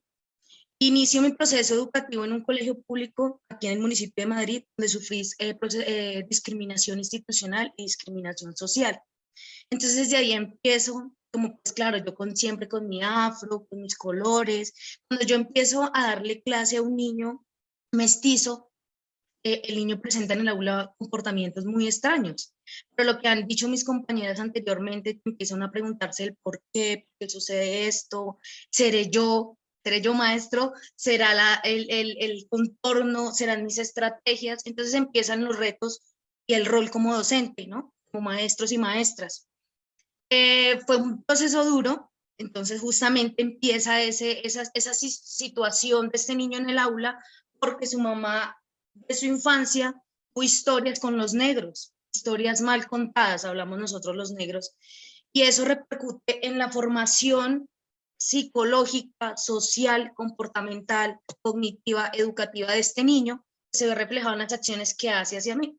Entonces el niño me escupe, me botaba las cosas del escritorio, no, terrible, terrible. Y empieza a generar estos sucesos en mí, cambios, que me empiezo a alisar el cabello, me empiezo a trenzar, no, me tengo que bañar con cloros, porque pues, imagínense, el negro es lo peor en la sociedad, ¿no? Entonces, ¿sí ve cómo empieza a afectar este tema que hoy llamamos la diversidad multicultural, pluriétnica, la diversidad, pero que antes era como, estaba tan marcado y era aceptado desde la esclavitud, pues los negros siempre hemos, digamos que venimos en una lucha de resistencia, y eso antes era aceptado, ¿sí? Cuando yo vengo de esa historia, pues vengo a encontrarme, digamos, en este contexto educativo donde yo miraba a mi alrededor y mis compañeras eran mestizas. En ese momento entonces yo decía blanca, ¿no? ¿Sí? Ah, están las blancas y yo la negra, fue pucha. No, yo soy lo peor. Voy a hacer un cambio, me voy a bañar con cloros, eso eran los polvos así súper blancos, lisa, no, terrible. Pero entonces cuando yo empiezo como a hacer ese proceso de autorreconocimiento, digo, no, esta vaina es una situación de unos procesos pedagógicos y unos procesos educativos que no solamente se tienen que hacer en la institución, sino que se debe hacer en la sociedad, con el vecino, con el familiar, porque dentro de las familias existe el racismo, y el racismo no solamente es que o eres negra y los negros huelen a feo, o no combinan, no, hay el racismo institucional, el racismo social, el racismo familiar, el autorracismo. A veces me dicen como, no, negra, no diga eso, sí, por la misma afectación psicológica, el autorracismo inconsciente existe, y a mí me pasó. Yo decía, no, yo me amo, yo soy perfecta, pero cuando llega este suceso, yo digo, no, no me van a aceptar en la sociedad. O sea, el ser diferente es malo. El ser negra alrededor de mis 15 compañeras blancas, pues es malo. Al traer trenzas, al traer colores en el cabello, pues no, esta vaina es terrible. Entonces desde ahí empieza mi reto, ¿no? Mi reto en aprender y en poder darle eso a mi territorio. Entonces, cuando ustedes hablan, bueno, de todos estos procesos de inclusión, a mí, digamos que me llama mucho la atención. Digamos que mi línea no es tan experta con el tema de discapacidad, pero sí es de esta inclusión y esta integración, o desde el incluir, desde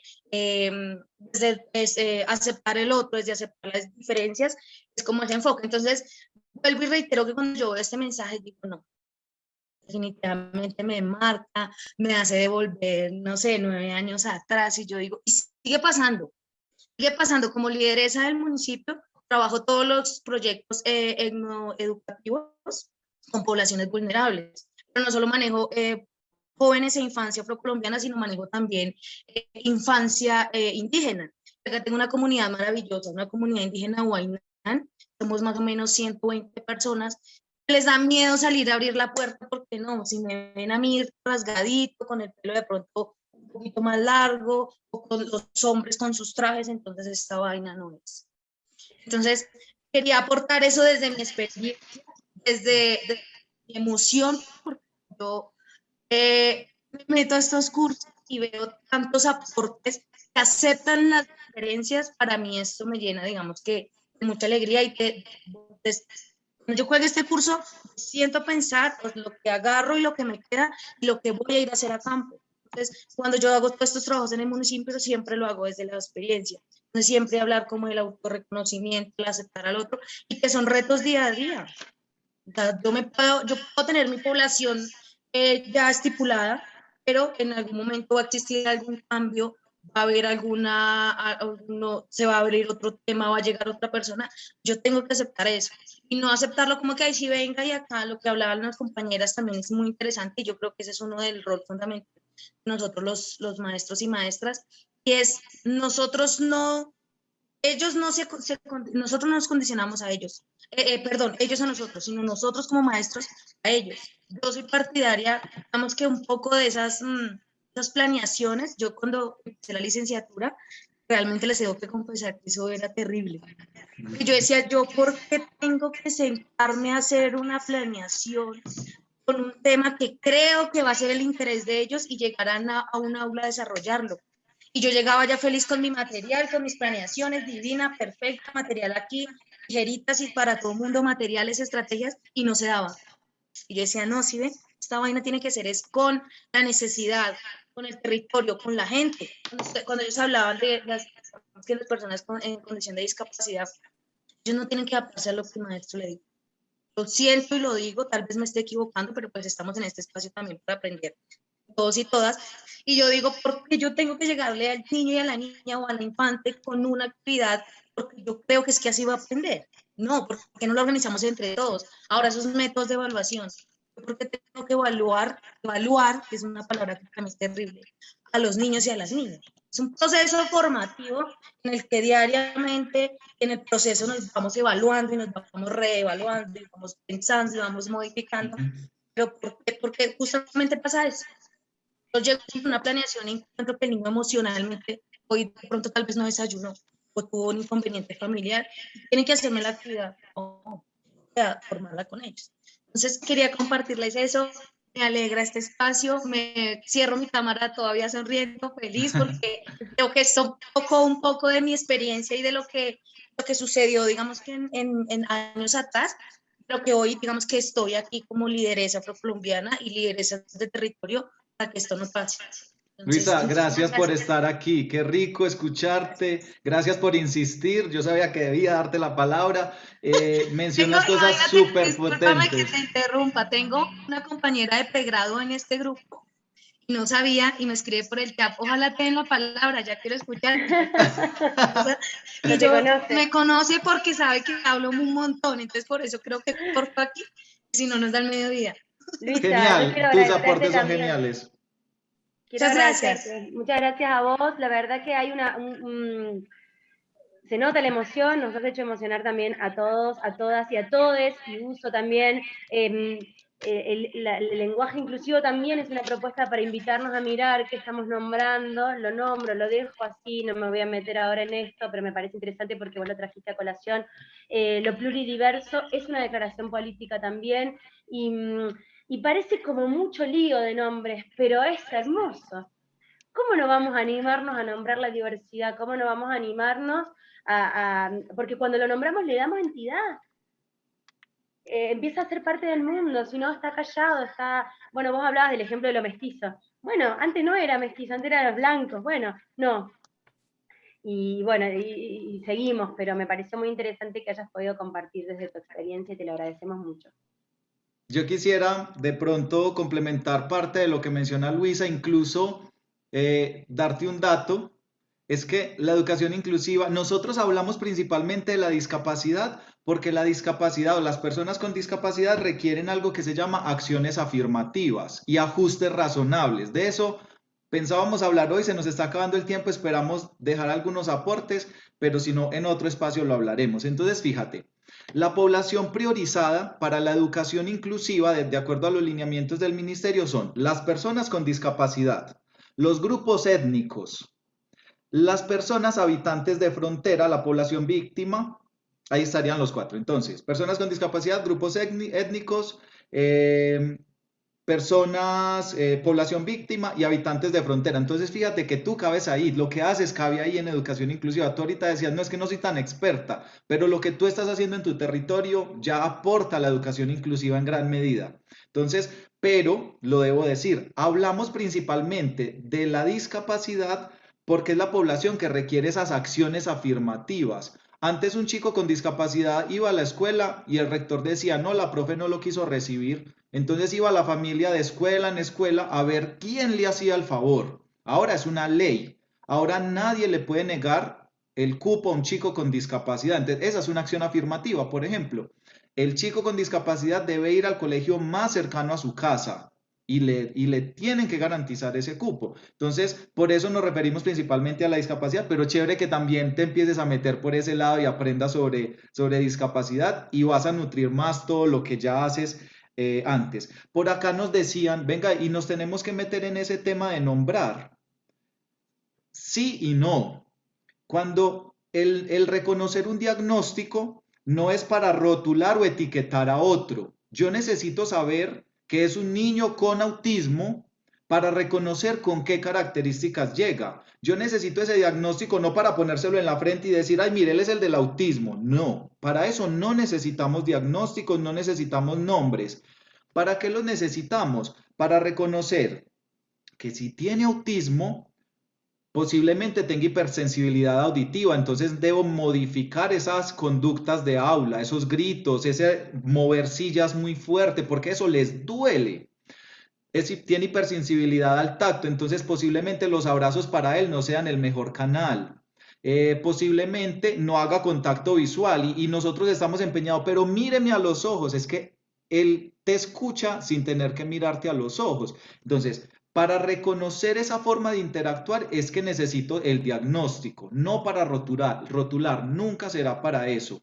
Si yo sé que tengo un chico, bueno, hablemos del TDAH, aunque sabemos que no es una discapacidad. El chico con TDAH de tipo inatento. Puede que usted lo vea ahí juiciosito mirando para el frente, pero su cabeza está en otro lado. Yo necesito saber cómo interactúa. Si por el contrario es un chico de tipo impulsivo, él está totalmente concentrado, pero necesita balancearse, necesita percutir, necesita pararse. Si yo reconozco esa característica, ya sé cómo interactúo con él. Entonces, para eso es que necesito conocer de diagnósticos. Aparte porque hay una gestión administrativa. Yo necesito reportar a esos chicos en el CIMAT, que es el Sistema Nacional de Matrícula. Entonces, hay categorías y llega y dicen, espina bífida. Ese es el diagnóstico y yo no tengo ni idea de eso qué es. Entonces, si no sé qué es, no sé en qué categoría debo ubicarlo en el CIMAT. Entonces, si yo sé que la espina bífida afecta lo psicomotor, entonces ya sé que eso va en discapacidad física, ¿cierto? Entonces, para eso es que un profe debe conocer de diagnósticos, de cómo nombrar, pero nunca para rotular o etiquetar al otro. Bueno, eran esas cositas las que quería dejar ancladas. Sabrina, continúa tú, porfa. Tenemos mucho que decir y pocos minutos. Pero ya entre el chat, entre los comentarios y lo que hemos hablado, casi que abordamos Casi todo. que todo. Entonces, sí. Sí, quizás me gustaría, porque queda realmente poco tiempo, mencionar algunas cositas más, porque además también queremos hacerles una invitación, ya que estamos aquí todos juntos compartiendo este espacio y tanto entusiasmo.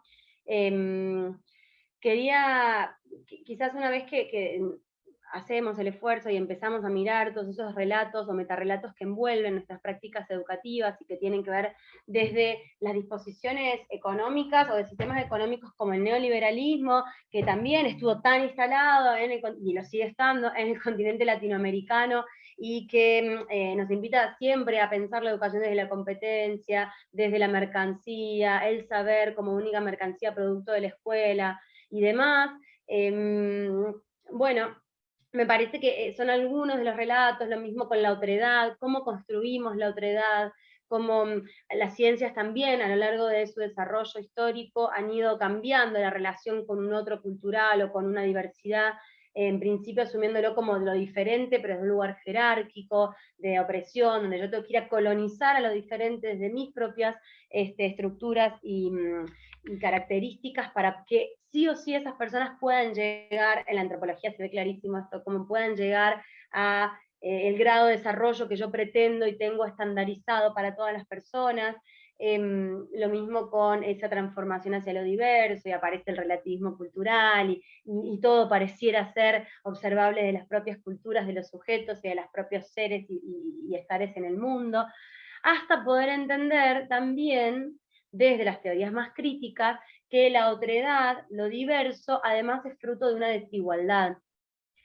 Y esa desigualdad, cuando se torna estructural, se naturaliza y aparece como si fuese un compartimento estanco eso desigual.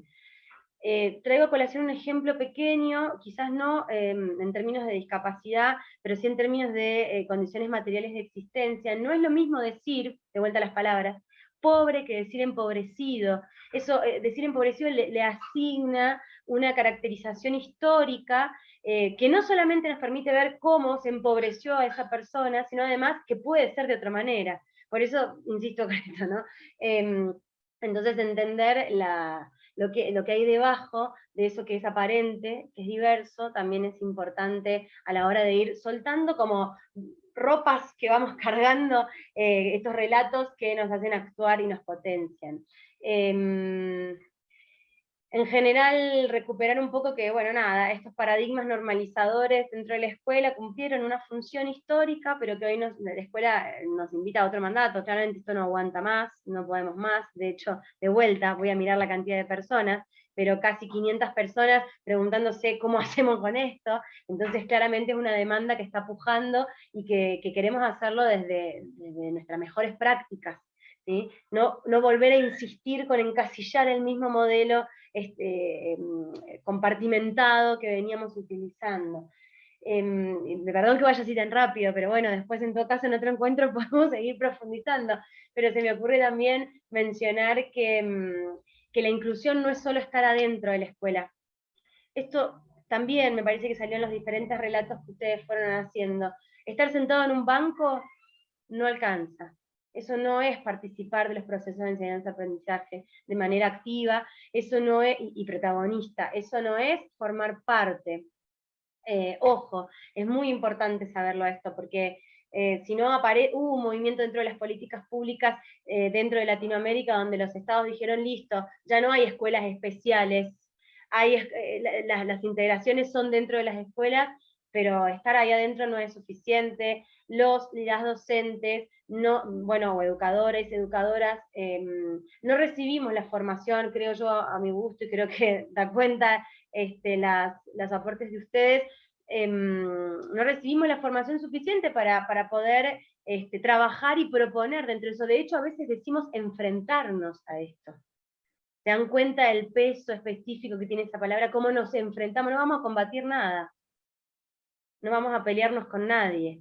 Estamos queriendo hacer otra cosa. Entonces, esa sensación que está detrás del enfrentarnos tiene que ver con la incertidumbre, con el miedo, con cómo hago con esto que no conozco. Y un poco nos expone al desamparo, a decir, bueno, ¿para dónde agarro? Encontrarnos es una gran primera opción. Encontrarnos a discutir, a debatir, a hacer causa común, es una gran primera opción para empezar a pensar, más allá de las cuestiones técnicas, que son súper importantes para acompañar ciertas diversidades, pero encontrarnos ya abre nuestra mirada de una manera tremenda. Bueno, nada, no sé, no quisiera abrir otras puertas para solo mirarlas por arribita, pero me parece que algo de esto es de lo que estuvo saliendo hoy y que nos Así encuentra. es, Sabrina. Es un tema que apasiona, a mí me apasiona, y es un tema que... Perdón, Dale. una cosita más, disculpa, Leandro, disculpa, solamente esto, apareció la palabra receta en algún momento, no me acuerdo cómo salió, pero digo, ojo, no volver a instalar otra receta. Que esta posibilidad de abrir no nos lleve de vuelta a lo cómodo y conocido de, bueno, entonces vamos por acá, listo, de vuelta instalamos otro cuadrito. Ojo, como estar vigilantes de eso, nada más. Gracias, Sabrina. Hay un par de frasecitas corticas que me gustaron. Dice, la educación inclusiva es un reto de amor. Y otra persona decía, ni distintos ni distantes. Entonces, eso también son temas que se van metiendo en esto de la educación inclusiva. Bueno, después de esto, ¿qué nos queda? Ya lo dice Sabrina. Reconocer las particularidades, reconocer nuestros propios procesos y las necesidades de nuestro contexto. Y de ahí en adelante seguirnos formando. Y gracias a ustedes, casi 500 personas, por estar aquí, preguntándose por otras formas de hacer las cosas posibles.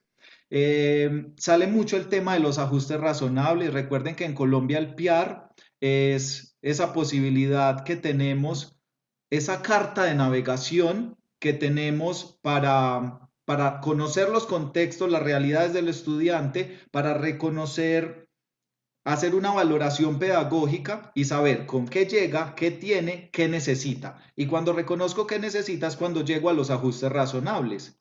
Y sabemos que no todos necesitan todos los ajustes razonables. Puede que un chico usuario de silla de ruedas requiera como ajuste razonable que el acceso sea el indicado. Desde que él llegue en su silla, puede que ya no necesite más ajustes, pero puede que un chico con discapacidad intelectual requiera ajustes en tiempos, en prácticas, en procesos evaluativos, en procesos curriculares, ¿cierto? Puede que allí algunos tipos de discapacidad sí requieran más ajustes razonables. Entonces los invitamos a que estudien sobre DUA, Diseño Universal para el Aprendizaje, y sobre ajustes razonables, para que vayan saliendo de algunas dudas. Y esto me da pie para hacerles una invitación. Miren, este curso tiene 3 sesiones y ya ustedes saben, ya están aquí.